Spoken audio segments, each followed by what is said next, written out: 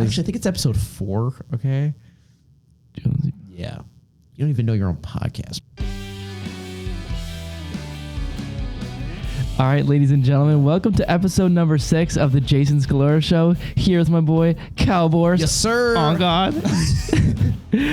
So this is episode number 6, and we have the host of the one and only Conscious Cast. Yes, sir. Yes, sir. Along with my other host of that show, and Cole, of course. Of Cole. course. Minzy, the man. Shout out to Big Man Minzy, episode number 3. Episode number 3. Yes, sir. On Spotify only. Actually, Because I think it's episode 4, okay?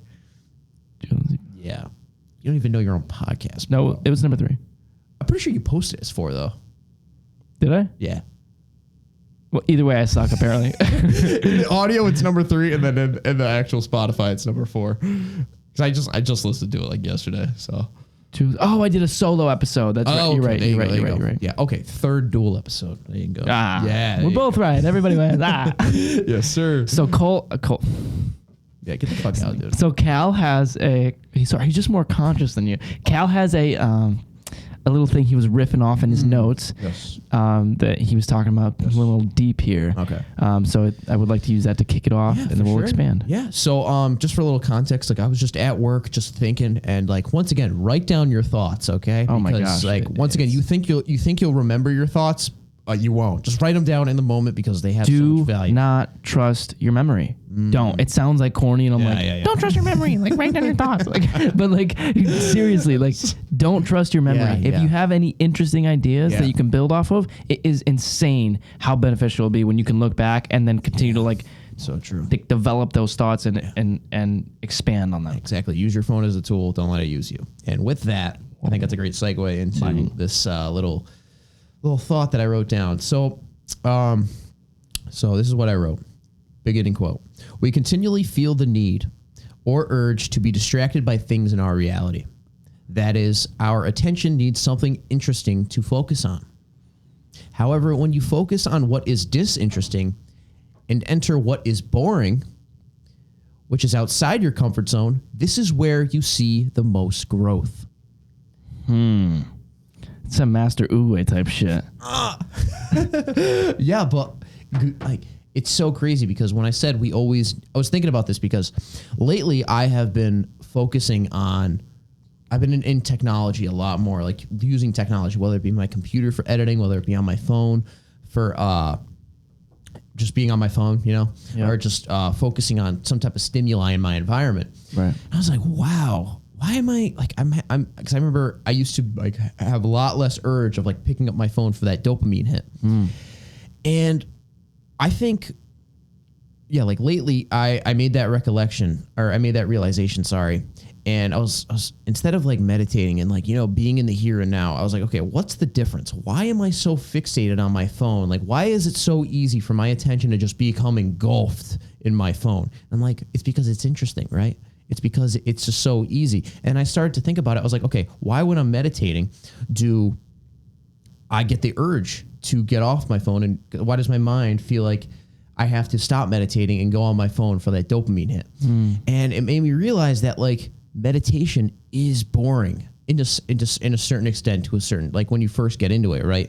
And it is disinteresting. But once you get past that disinterest and that, I guess, perceived boredom, that's actually when you find like the most interesting stuff. That's when you find the most growth, because you've gotten past the point where your mind is dictating your reality and your mind is no longer like holding on to your consciousness, right? You're starting to relinquish that. Yeah. And do you think it's essentially a trade-off between, not even a trade-off, do you think it's just the difference between immediate gratification and long-term fulfillment?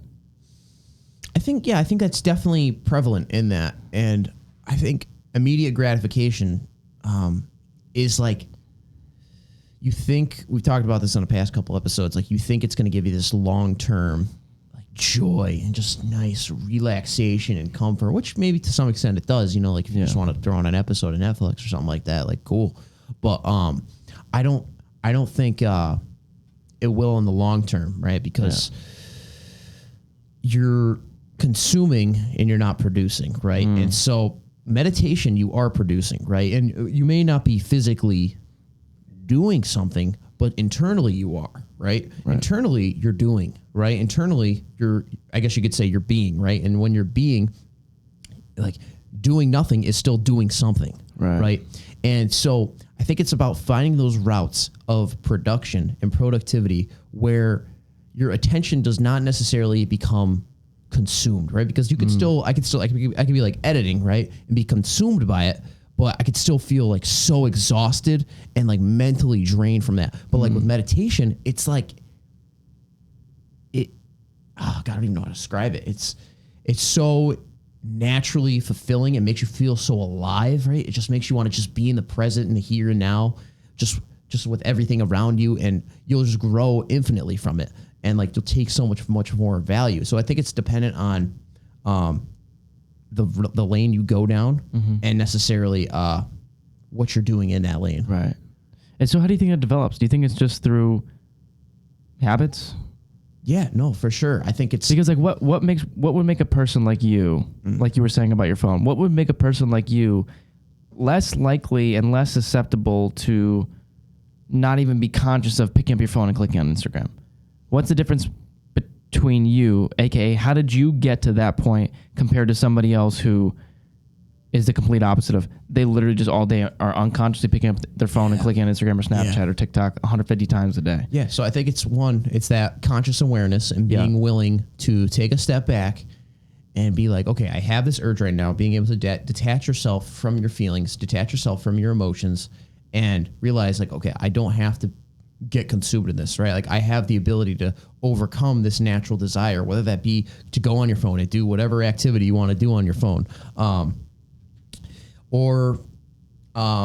Just like really being able to have that conscious awareness, right? And then with that conscious awareness, you're able to overcome that urge and you're able to possibly sink back into what you should be doing, right? Or find an avenue like, okay, instead of going on my phone, maybe I should go to bed early, right? Or maybe I should meditate, or maybe I should journal, or whatever, do homework, or whatever. Rather than becoming sucked in your phone. And yes, it is habit, right? Yeah. And I think this also comes back down into your internal habits, right? Yeah. Like what within you, how is your system? Like what is the programming of your mind?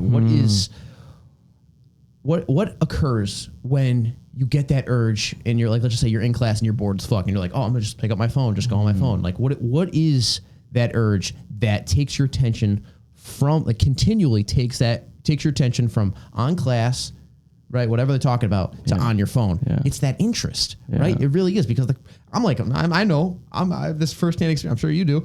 Class gets boring as hell. Like, I shit you not, I'm falling asleep in every class, dude. Like I'm trying to stay awake. And then you're just like, oh, it's just so much easier to go on your phone. It's just like, it's like a relaxation type of thing. Right. And I think in those situations it is justified. Yeah. But, I think also as a side note on that is like, if you find yourself constantly in situations where you do always feel the need to like distract yourself, right? Like, for example, you're in accounting class and you feel the need to check TikTok or Instagram or check your text or whatever the situation is, like you find yourself always want to check your phone or distract yourself. Yep. That's not something you find meaning in. AKA, if you think you're doing something that you think relates to your purpose and you finally, and you continually find yourself searching for distractions, I think that's probably one of the biggest red flags of like, this is probably not your purpose or your passion to an extent, right? Because like for me, for example, like if perfect example is when I make my TikTok videos, right? And I'll be clipping up a podcast or be clipping up myself or whatever. And then I'll go to start editing it on TikTok and like start making the video, etc. And then I'll find myself like going through my liked videos and going through my For You page and like wanting to be distracted because I don't like the editing part of it. So it's not always it's not a black and white answer. But I think to a good extent, if you're not constantly gripped by whatever it is you're passionate about, you're not actually passionate about it. Yeah, you think you're passionate about it, but you're really not. Yeah.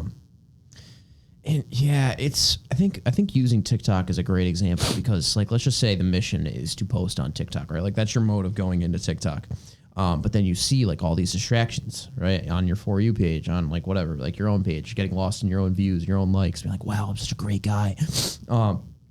It's very similar and has a lot of parallels to like you said, distractions, right? Distracting yourself from the mission. You are distracting yourself, right? Yeah.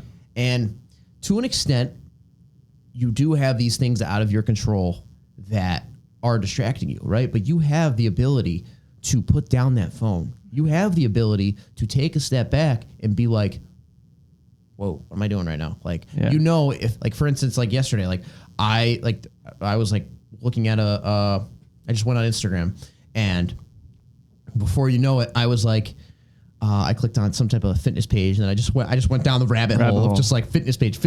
Like, oh, what's this person doing? How's this person doing? Like, oh, wow, she's got a fat ass. Like, yeah, literally. But yeah, I was like, holy shit! Like that was like it was only like 5-10 minutes, but like still, I was like, oh my god, what the hell? Like I just got so sucked in, and it's like you got in that, like we talked about this in the flow state episode of the Conscious Cast. You just got stuck in the flow state of social media. Yeah, and the negative aspect of it. Yeah, the negative aspect too. Yeah, for sure. And it's like all that time goes away, right? All that time just like that. And it's like my question to you is like, how in your life have you seen time or I should say it like this, compared to time when you're conscious, like while you're meditating, compared to time when you're in that flow state on social media, right? How have you noticed the difference? Like, what are the differences in like your interest level on both, and how does time go by, like while in that state? I think in both states, time is exactly the same, which is non-existent. Okay. Yes. Because time is a construct, and you only feel time when you're focusing on it. What's right? Sorry, I should rephrase. What's your perception of time? Meaning, I really think it's non-existent. You're just being, right? So whether I'm playing soccer and I'm in the flow state and you're playing and you're not thinking about time or what's going on, and you're just being reactive and in that mental state, like time doesn't exist, right? Or when you're mindlessly scrolling through TikTok and you're not like conscious, time doesn't exist anymore, right? You're just absorbed. Or when you're watching a good movie, I understand. You know what I'm saying? So time doesn't exist. I think the difference is manifested in how you feel, right? Because if you're scrolling through TikTok and you're seeing girl after girl after girl or negativity after negativity, you're feeling like shit, but you still have no perception of time, right? And I think I don't know. The thing that it immediately makes me think of, and this is a little bit of a tangent, but is when you're unconscious of time, that's when you're the most fragile, because when you're unconscious of time, you're not conscious of what you're absorbing, right? And so if you're spending your time, I'm trying not to sound like a repetitive idiot right now, but if the content that you're absorbing, let's say you're scrolling through TikTok and you're just seeing video after video after video after video, and you're not thinking about anything that you're actually watching, and you're not thinking about what you're thinking about, those are the thoughts and ideas and philosophies that are entering your subconscious mind, because your subconscious mind is formed through repetition of thoughts and ideas, right? And if you're constantly entering this timeless flow state, and in that timeless flow state, it's always Instagram, TikTok, and Snapchat, compared to meditation, journaling, reading, and listening to podcasts and things that are improving your life, it's going to shape your paradigm, aka it's going to shape your subconscious mind to be one thing or the other, right? And that's why I think it's so important for people to be conscious of what they pick, so that when you're in this timeless form of life, that the things that are influencing your subconscious mind are going to help you when you are conscious. You know what I'm saying? Yeah. Because you can't be thinking 24/7. You can't. We all of us, let's say we have an hour a day where we're going to get lost in the timeless dimension, right? Of whether it's meditation or journaling or whatever. Like, how are you going to allocate that time? Are you going to use it are you going to allocate that time to TikTok, or are you going to allocate that time to meditation, right? And those are going to create two very different outcomes of how you express yourself and how you feel about yourself and how you feel about life, because of your paradigm. Yeah, man, that was good. That was a very good explanation of states for sure. Yeah, but it's also very confusing. I'm still a novice on it, which is why I sound like no, you did a great job. No, you did a great job. Appreciate it. Thanks, man. I'm trying. But yeah, it brings me back down to this question of like, why is it so much easier for me to just pick up my phone as going to meditate? Because I think in my own life, and this is something I've been experiencing a decent amount lately, it's like, oh, I could just stay here on my computer, you know, I can just go do homework, I'll meditate later. It's kind of like a procrastination type of thing. And it's like, I'm not prioritizing meditation, I'm prioritizing other things.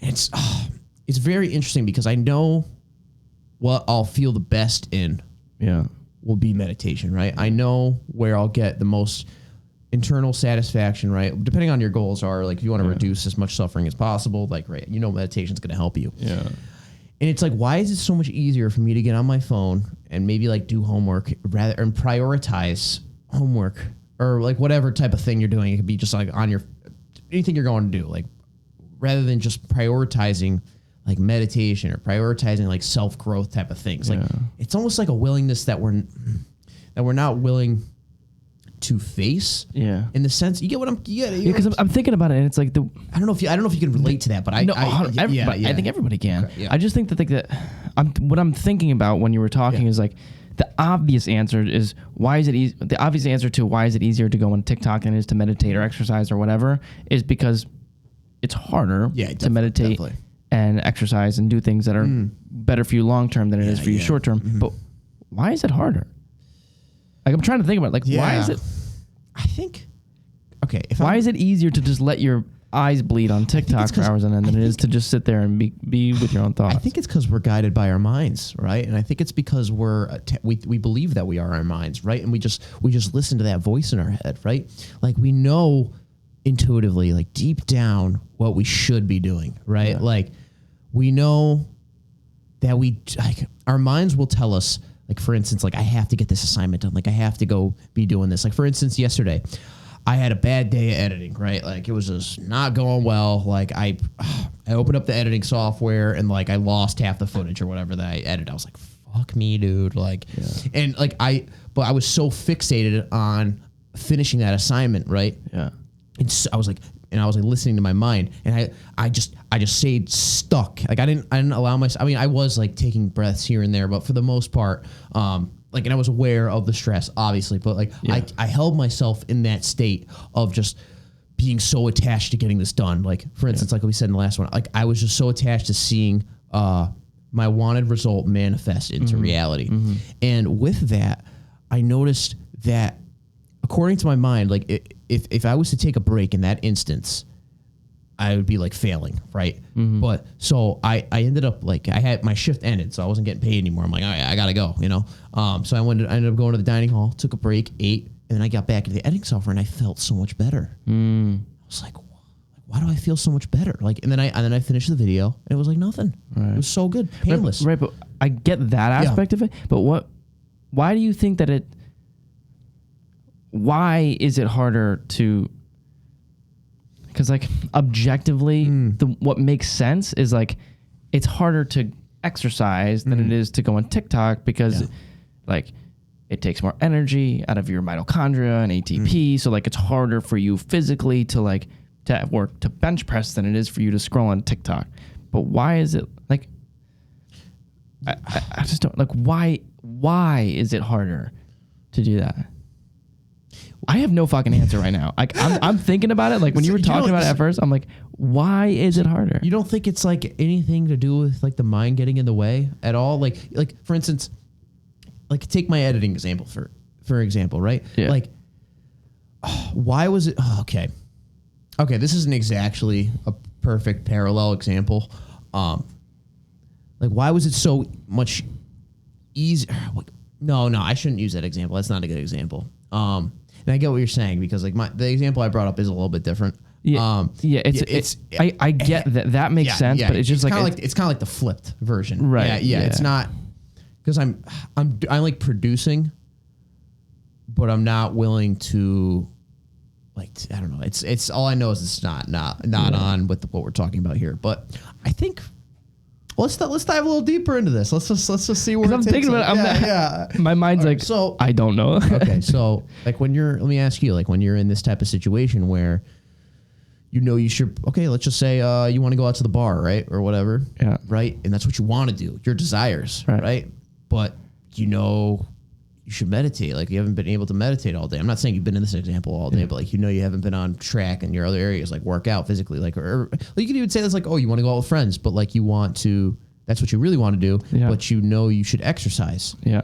Like you said, what, like it's like what you should do versus what you want to do. And I think that's when these two things come into clash. What my brain immediately thinks of is delayed gratification things never feel better than immediate gratification things. So hanging out with your friends over working out feels better in the moment, short term, but then it's gone, right? And going on TikTok feels much better than it does to meditate. You'll get a lot. Okay, that makes sense to me now. Going on TikTok will release a shit ton of dopamine into your system immediately, compared to meditating is not even going to touch that. Yeah. It's not. Yeah. But over 4 years of choosing to meditate rather than go on TikTok, when you're spiritually sound, the level of serotonin and dopamine and good feelings that you have in your body is going to be way, way higher than somebody who chooses TikTok every time. Do you know what I'm saying? Yeah. But I think the immediate choice, the immediate gratification has higher levels of dopamine and serotonin rather than things that are good for you are delayed. Yeah. Yeah, no, that's, yeah, it's like, that immediate kind of appearance of like, just, you're like, you want to do this, right, so bad. And it'll make you feel good only in the short term. Yeah. But having that discipline and that willingness to being able to, for instance, go to the gym and have that long-term type of goal, I guess you could say, of just being like, no, dude, I got to do this. Like, I no matter what, like, I'm sorry.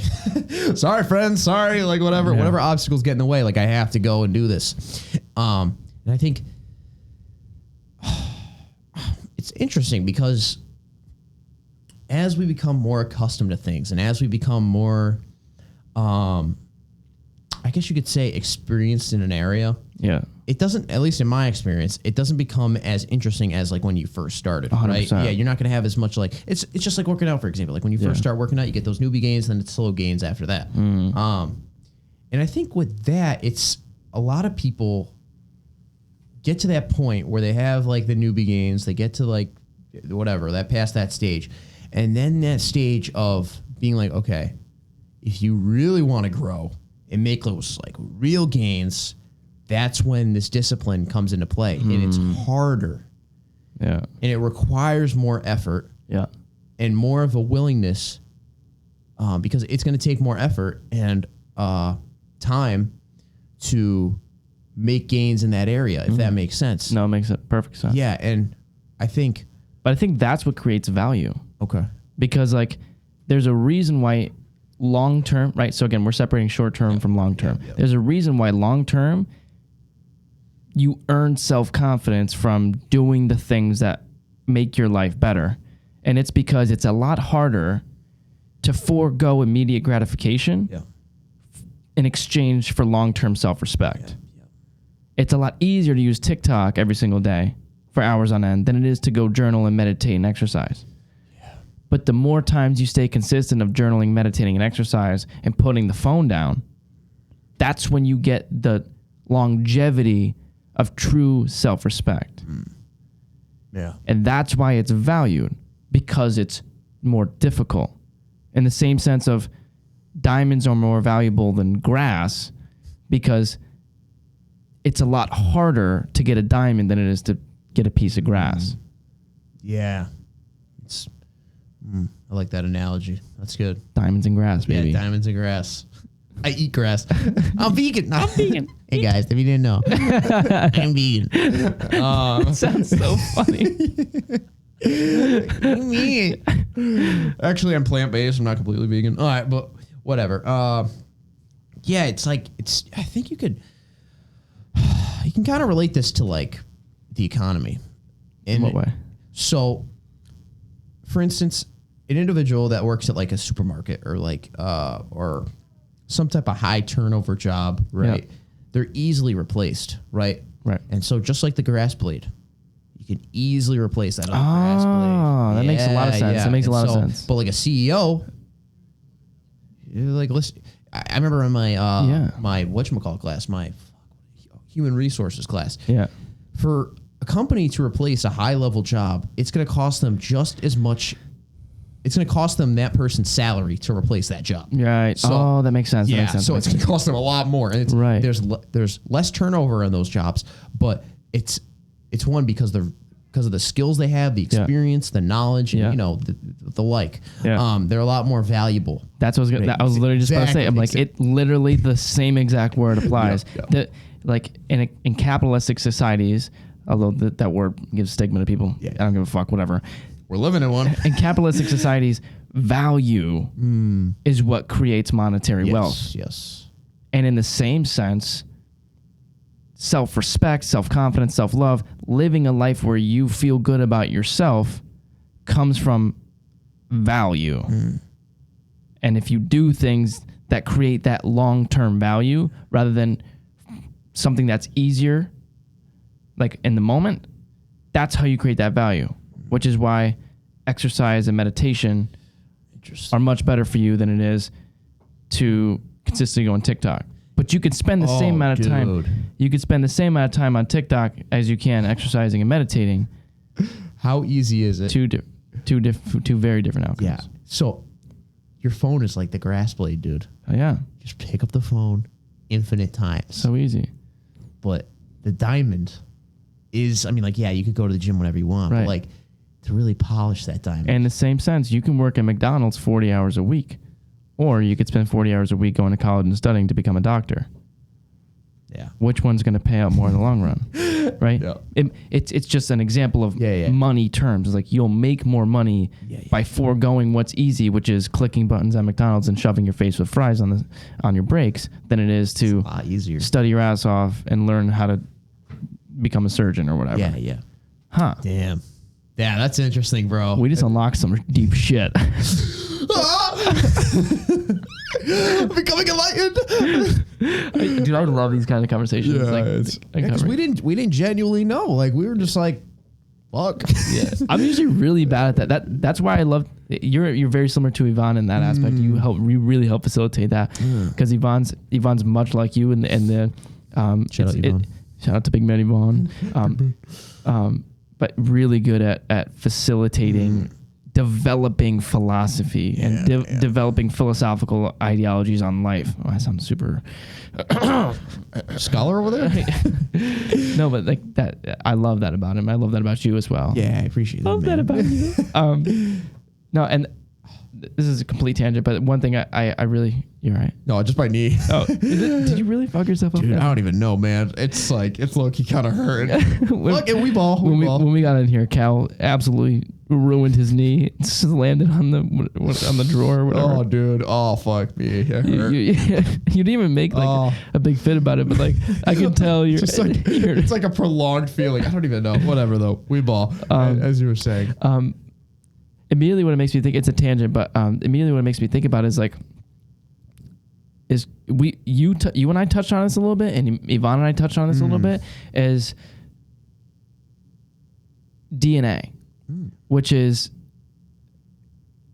what I'm getting at is what you're good at, what you bring to the table, what you believe God, the universe, or whatever you believe in, gave you as your gift.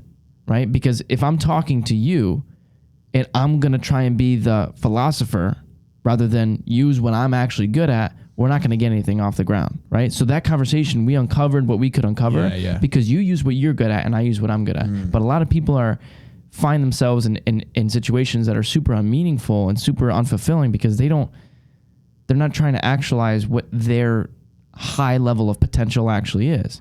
Because in my eyes, at least, I don't know if you feel the same way about yourself, but when I talk to you, it seems like what you're an expert in is philosophizing on life, right?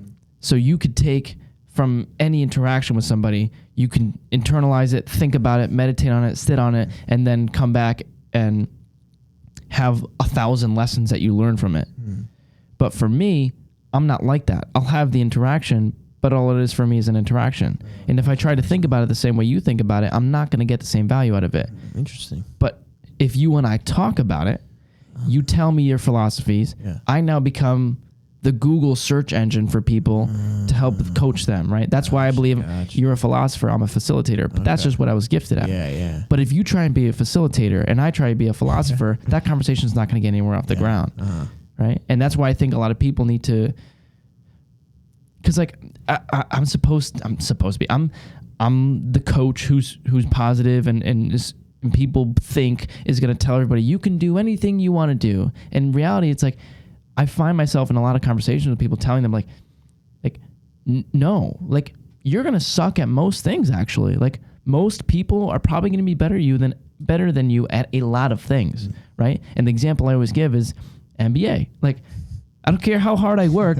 I'm not making it to the NBA. You know, the way my brain works, the way the neurons fire, the fact that I'm 5'8" and scrawny and like don't have the build, like there's so many things that go into it. Like I am not cut out for the NBA. Yeah. That's fine. It's really fine. But the more I try and become an NBA superstar and put all my time and energy and effort into doing that, the more time I'm wasting not figuring out what I'm actually meant to fulfill, right? Because I have this much potential to be an NBA superstar and LeBron James, and I have this much potential to be a fantastic life coach, right? And if I'm going to spend all my time trying to actualize my potential, maybe I'll reach that 100%. Yeah. Right? It's not a lot, though.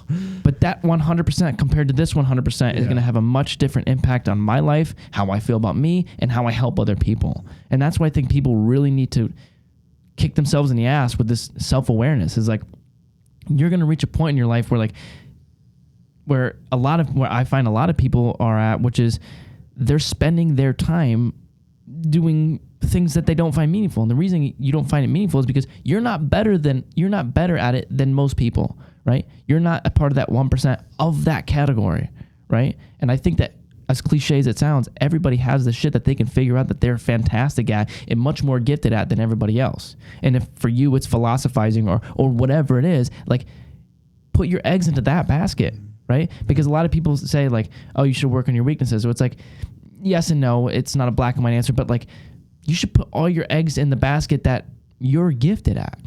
Because if you have 24 hours in a day, why not spend it at the thing that you're already naturally gifted at, right? Because if LeBron James is born and he's already at this level and he could put all his time, I'll put all his time and energy into getting that less to the 25% or whatever it is, like, is that making sense? No, yeah. Right, because like if even if LeBron James didn't work that hard, he'd probably still make it to the NBA. I don't know, but he probably would have still made it to the NBA, but would have been a fairly average player, right? But the fact that he spent his 100% on getting that 25% is what makes him one of the greats.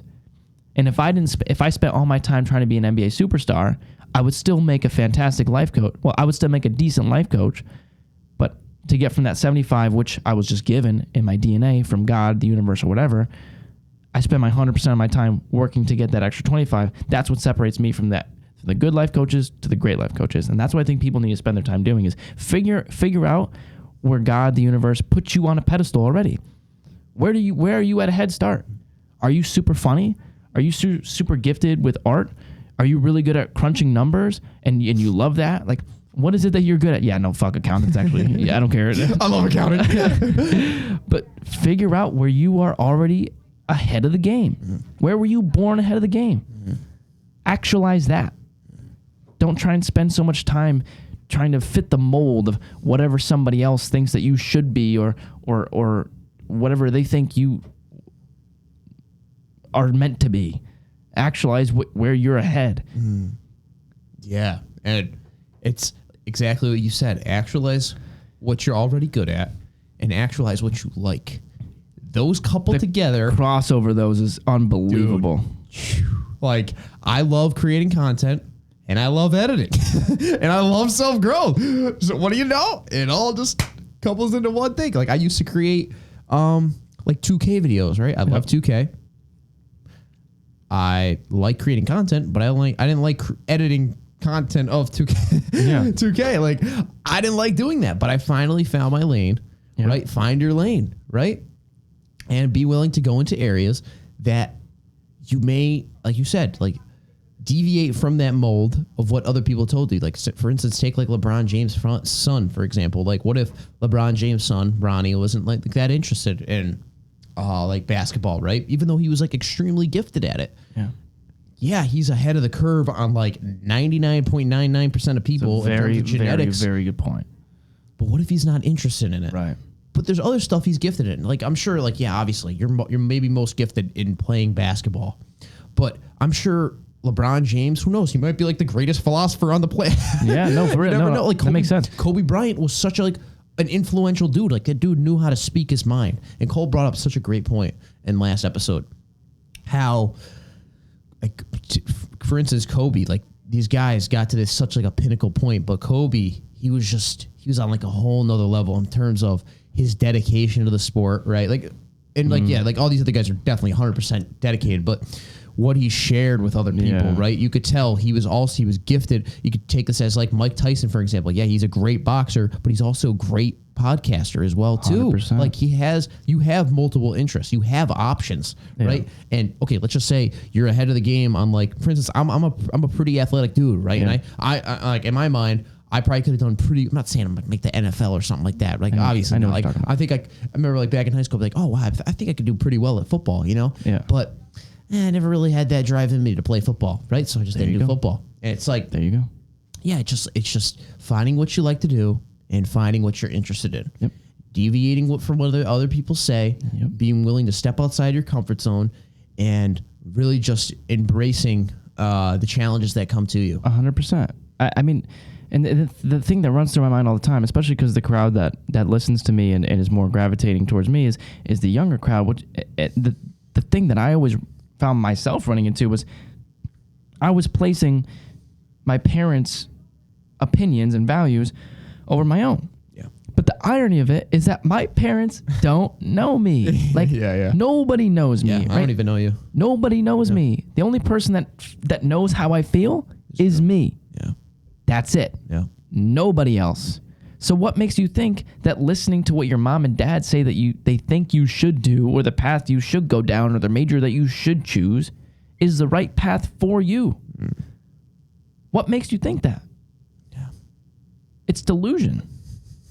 I don't know. I don't know. It just No, you do know. You made a very good point. And it's like yes, but the part that confuses me to this day, and that I genuinely don't have a good answer for. Maybe this is a place where you can come into play with your maybe.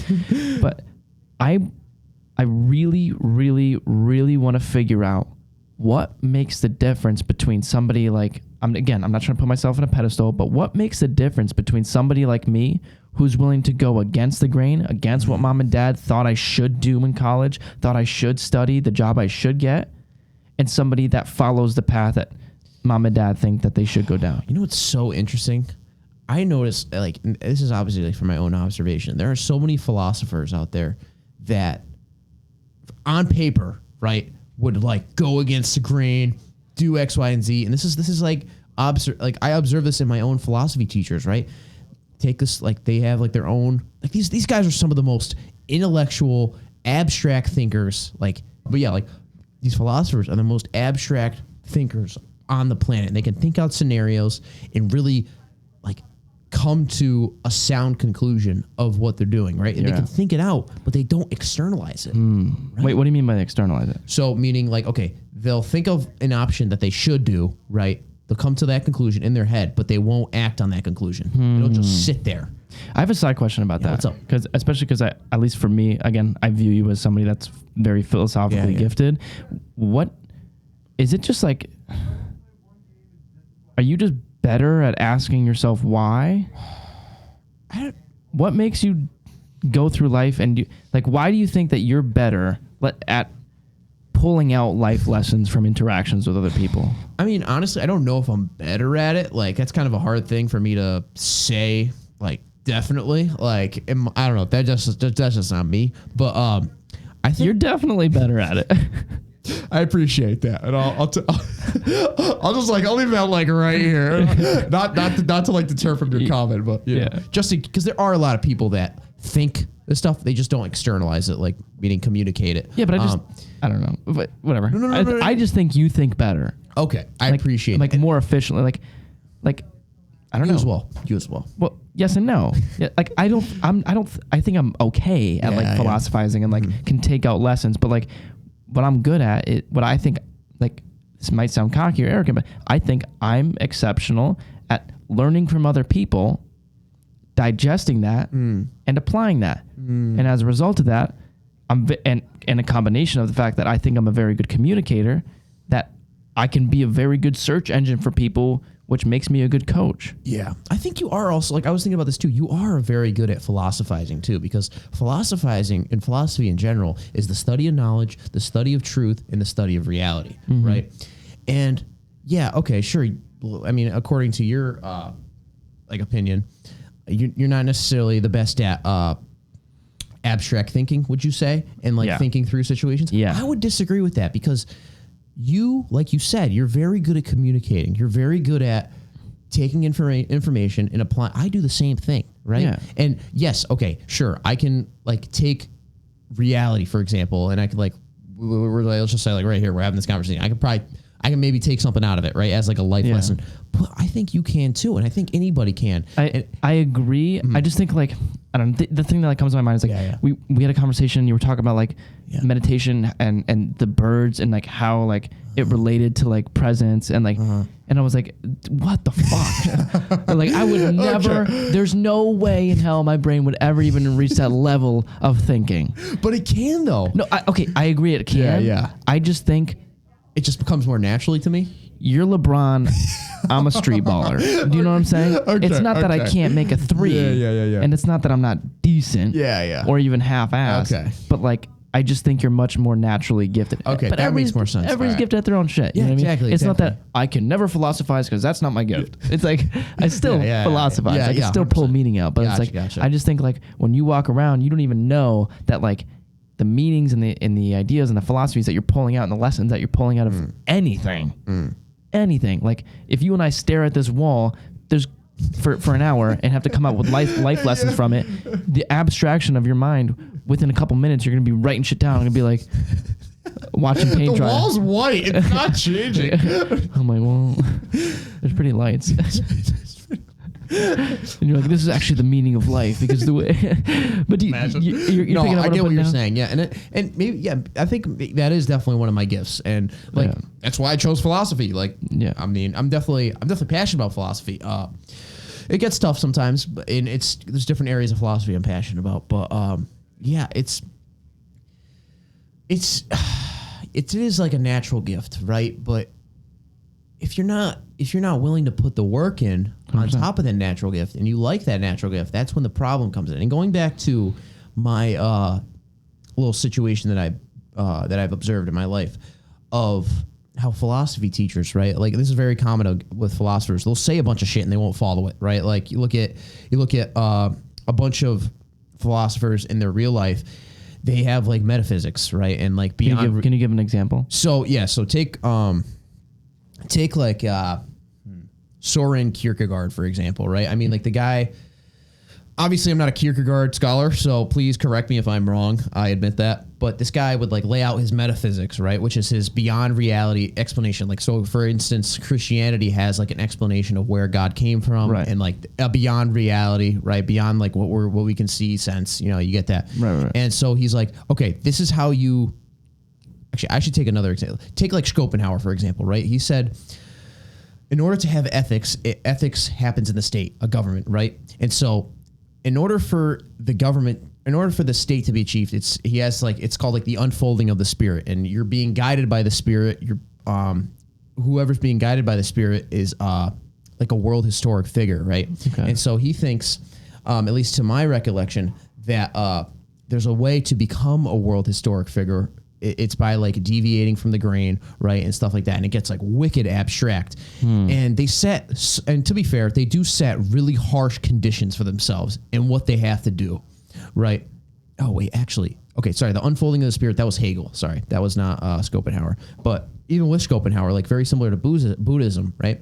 It's like detaching from your desires in order to reduce suffering, right? And you're saying that even when they have those philosophies, they don't apply them? Yeah, they don't apply them because they're not willing to. And I know I'm like in a bunch of areas right now. Sorry, I'm studying like so many different philosophers. You're good. Yeah, but just using that as an example, they set such hard conditions for themselves and how they think reality should be. And to be fair, those are really hard conditions to follow, right? But even when they do set conditions for themselves, I mean, most of these philosophers, they are like sexist, like back, like we said, I'm only studying like 19th century or whatever. Yeah. They're like sexist, they're racist, you know, like these guys are not good guys, right? Yeah. They sound good on paper. They sound really smart. But like, and also you could take away like from their own actual life, that they're not actually embodying their own philosophies. And so interestingly with that, it's like, what the heck, man? Like, why are you saying all this shit, but you're not actually following it? Yeah. And going back to, I forget how I related this, why I brought this up, but interestingly, like I don't understand why. Okay, yeah. It was about you going against the grain, right? And like why you were able to. Yeah, yes, that makes more sense. I was like, why did I bring this up again? I totally forgot too. We're just like looking through the roof right now in consciousness. But yeah, no. So pretty much, like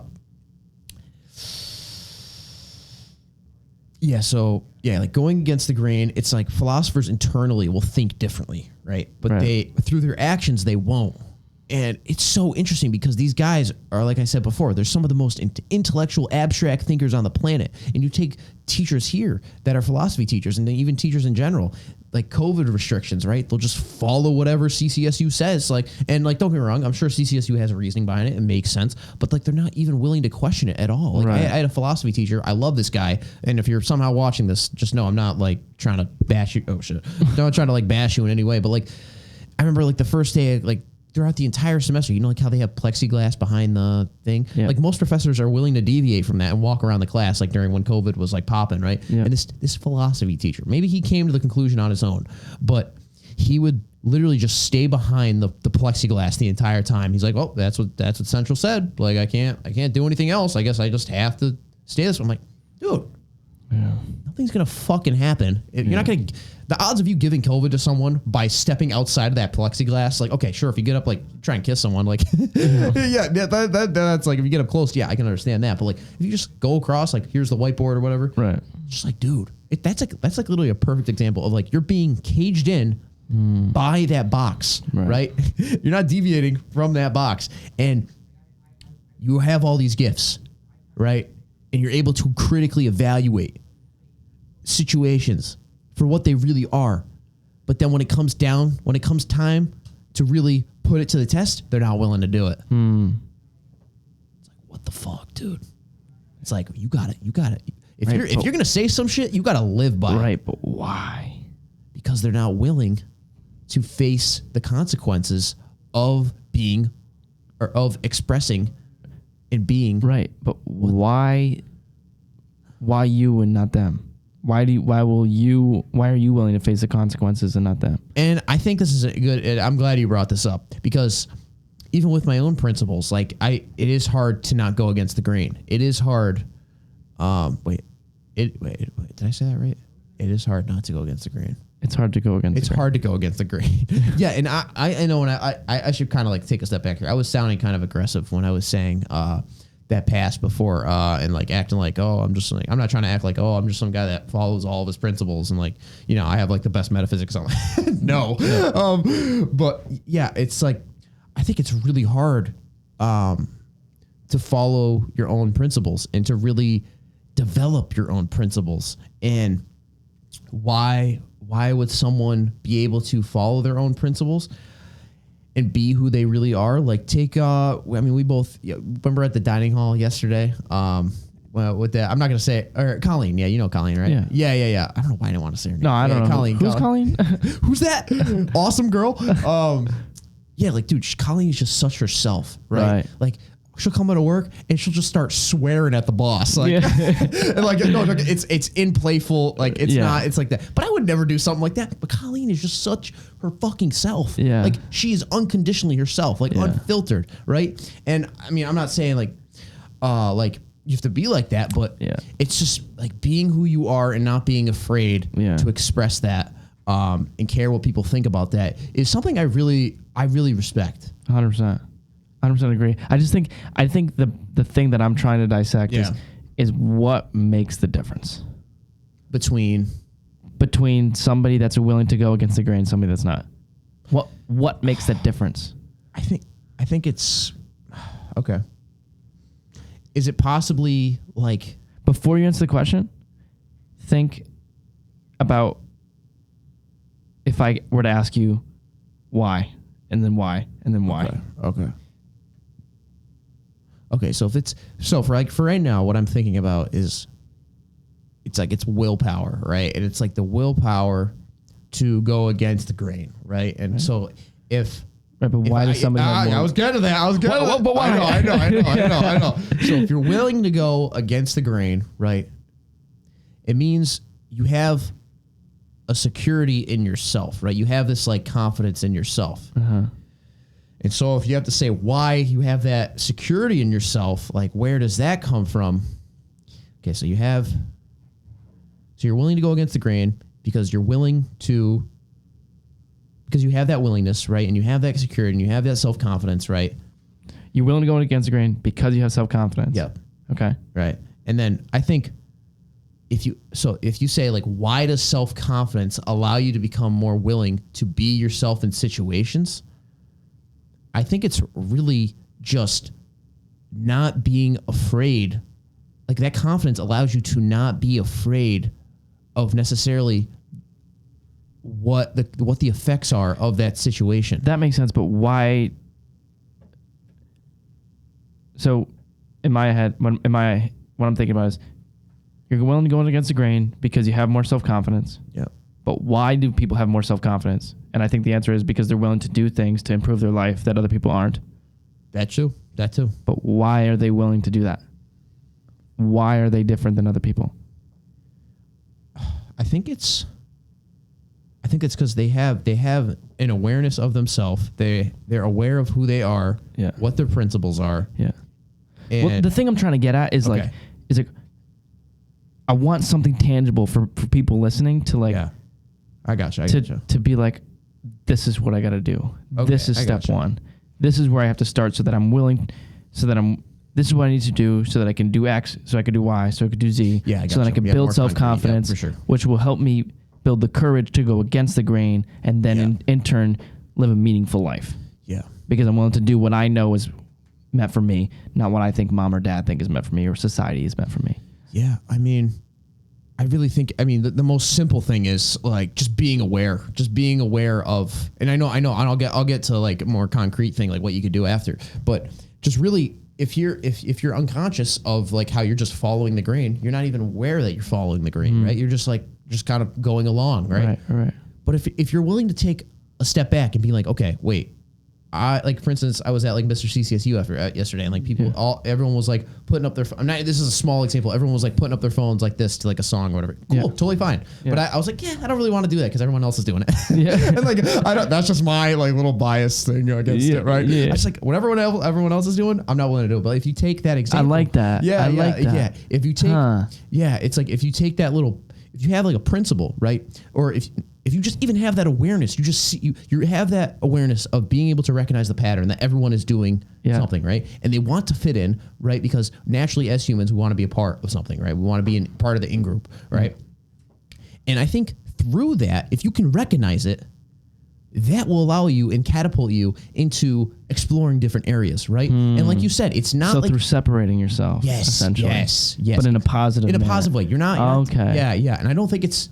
I like that a lot. It's not like a black and white answer. It's not 100%. Like I can't tell you right now, like I can't give you like some type of formulaic thing. Yeah. Be like, okay, yeah, do this and then do that. Well, because immediately the first thing I think, sorry to cut you off, but immediately the first thing I think of is like the thing that made me feel confident in myself, and the thing that was like the catalyst that started me to feel like I'm going to live a different life, and I'm going to have different things, and I'm going to be happier, more fulfilled, and wealthier, and all of these things, and I'm going to have this more than other people, is when I initially started to wake up at 4 a.m. every morning and go to the gym every day.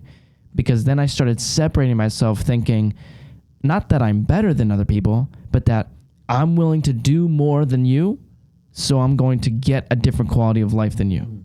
I'm willing to do many more things than you are consistently over time, to build my happiness, to build my fulfillment, to build my spirituality, my career, my wealth, my relationships. So therefore, those areas of my life are going to be much better than yours, because I'm willing to put in unproportional time and effort and put that energy in that you're not willing to. But I think that starts from, it stems from initially separating yourself from the crowd. You have to compare too. Yeah. You have to. It's like, if you don't compare, like, how are you going to become aware of like your current state and their current state? 100%. And like, obviously your comparison is relative, right? Yeah. It's not absolute, 100%. Right? But within your subjective reality, you have to make, and when I say subjective reality, just the experience that you're living. 100%. Like, how are you, and then take that step back, you gain that awareness, right? And you make that comparison. You make a fair comparison. You make a, not like a type of bias, emotional comparison. You make a fair comparison. I like that. And you objectively see where you like, you know what your goals are, you know what your values are. Yeah. And you know that, like, say for instance, like, instead of going to the bar or like with your friends, you can go to the gym instead. Like, if your goals are to get fucking huge, not to get fat, you know, going to the bar is not going to do that. Yeah. I mean, well, okay, depending, if your definition of getting huge is fat, then you could right, but getting huge in terms of muscle, you know, going to the gym will help you with that. 100%. So, yeah, I think that's, I mean, at least in my eyes, that's pretty much like making that comparison, making that fair judgment.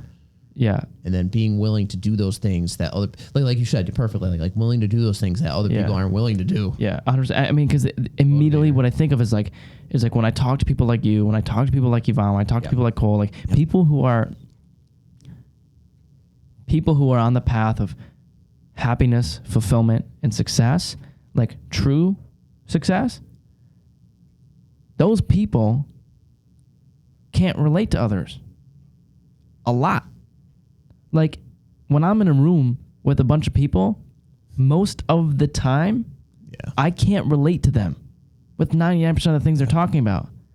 Like, when you're talking about the latest TikTok trend, or you're talking about the Kardashians. Like something like this, like, I don't even know. Or you're talking about whatever surface level bullshit that I define as surface level bullshit. Yeah.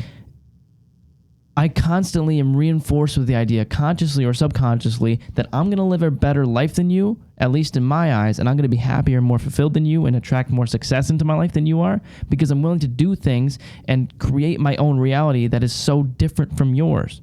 Which is why when you're in that pack of the 99%, you're going to get what the 99% get, which is an average job, an average house, the average level of happiness, the average level of X, Y, and Z.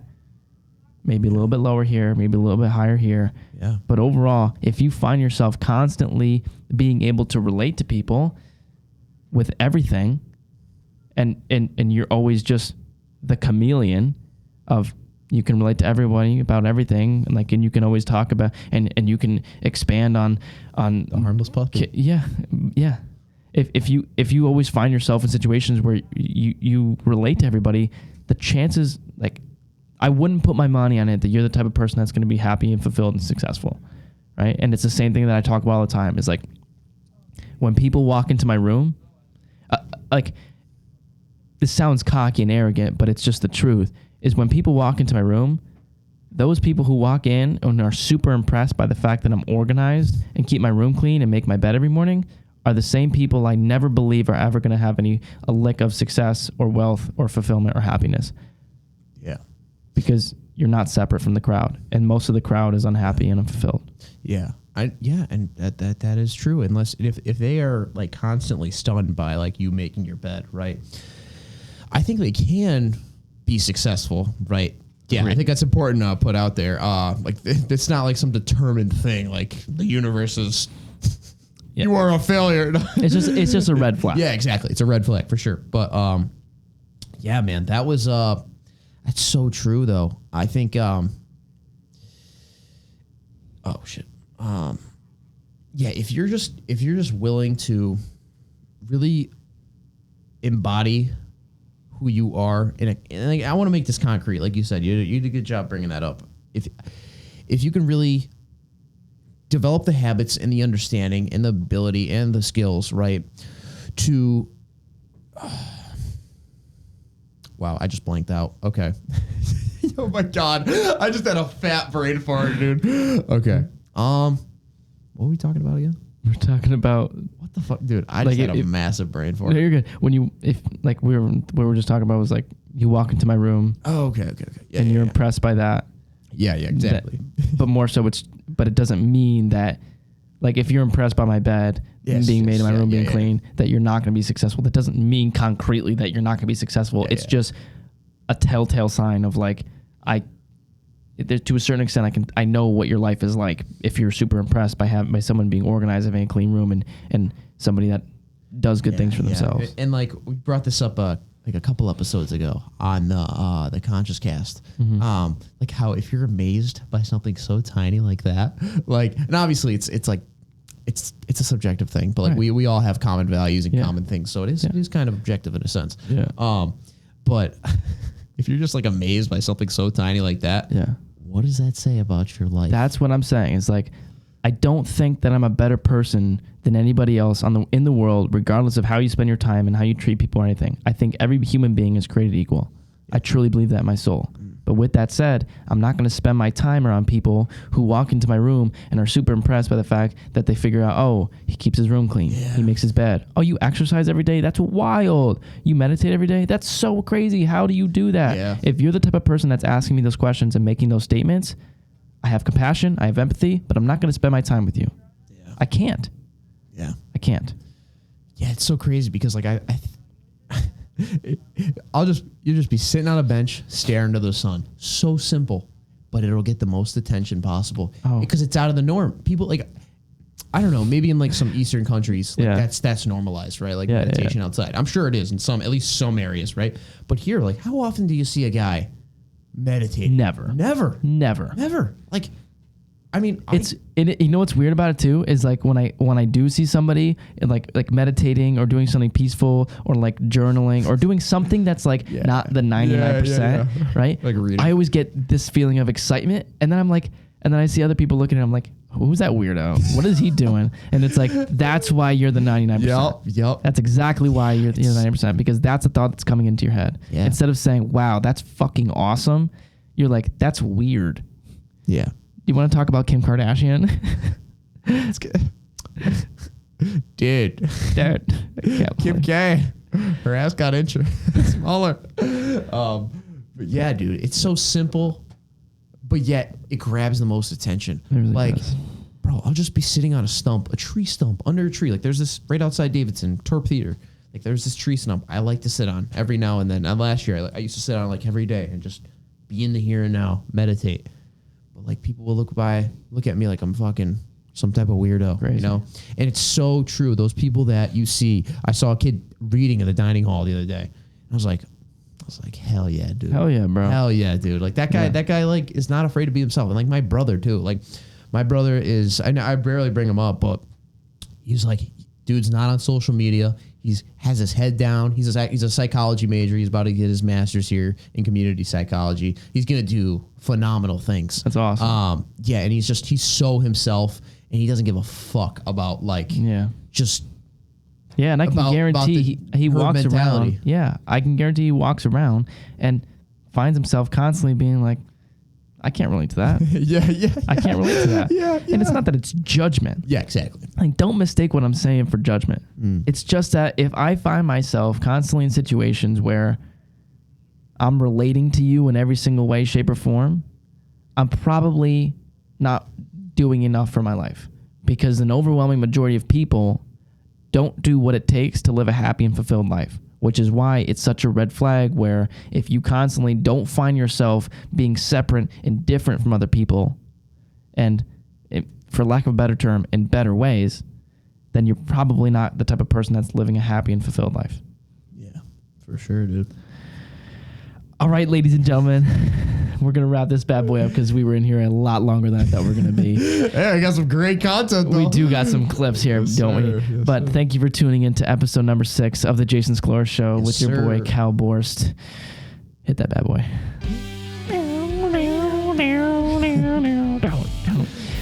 Peace, love, happiness. Stay balls deep in the here and now. Treat yourself kindly, treat other people kindly, and stay handsome. Yes, sir. You know what's up. Peace.